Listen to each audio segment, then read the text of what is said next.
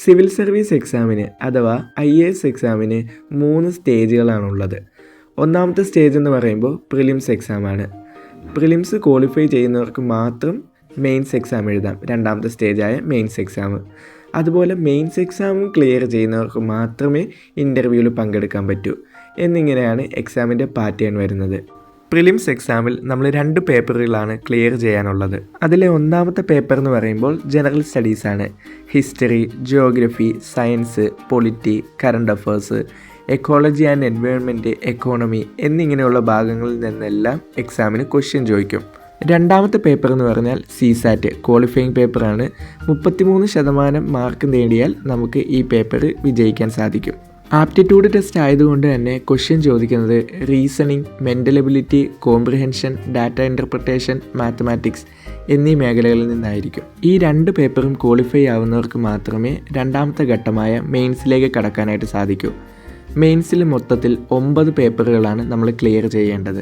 ആദ്യത്തെ 2 papers qualifying പേപ്പേഴ്സാണ്. അതിൽ ഒന്നാമത്തത് ഇംഗ്ലീഷാണ്. രണ്ടാമത്തെ പേപ്പർ എന്ന് പറയുമ്പോൾ നമ്മുടെ ഇന്ത്യൻ കോൺസ്റ്റിറ്റ്യൂഷനിലെ 8th ഷെഡ്യൂളിൽ പറഞ്ഞിട്ടുള്ള 22 ലാംഗ്വേജ് ഉണ്ട്.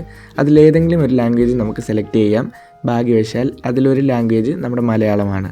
അതുകൊണ്ട് നമുക്ക് വേണമെങ്കിൽ മലയാളം സെലക്ട് ചെയ്യാം. അത് കഴിഞ്ഞുള്ള 4 പേപ്പറുകൾ എന്ന് പറഞ്ഞാൽ ജനറൽ സ്റ്റഡീസുമായിട്ട് ബന്ധപ്പെട്ടതാണ്. അത് കഴിഞ്ഞ് 7ാമത്തെ പേപ്പർ എന്ന് പറഞ്ഞാൽ essay ആണ്.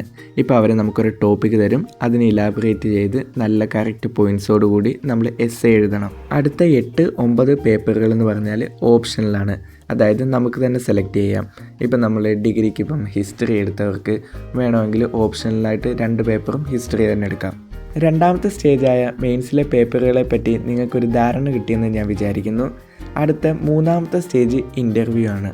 ഓരോ വർഷവും 11 ലക്ഷത്തിനടുത്ത് ആളുകൾ എഴുതുന്ന പ്രിലിംസ് എക്സാമിൽ ഏതാണ്ട് മെയിൻസിലേക്ക് എത്തുന്നവർ വെറും 1 ലക്ഷം പേര് മാത്രമാണ്. അതിൽ നിന്നും ഏതാണ്ട് 4000-ഓളം വരുന്ന ആസ്പിരൻസ് മാത്രമേ ഇൻ്റർവ്യൂയിലേക്ക് എത്തുന്നുള്ളൂ. എത്രത്തോളം നല്ല രീതിയിൽ നിങ്ങൾ ഹാർഡ് വർക്ക് ചെയ്യുന്നോ അത്രത്തോളം നല്ല രീതിയിൽ നിങ്ങൾക്ക് റിസൾട്ട് ഉണ്ടാവും.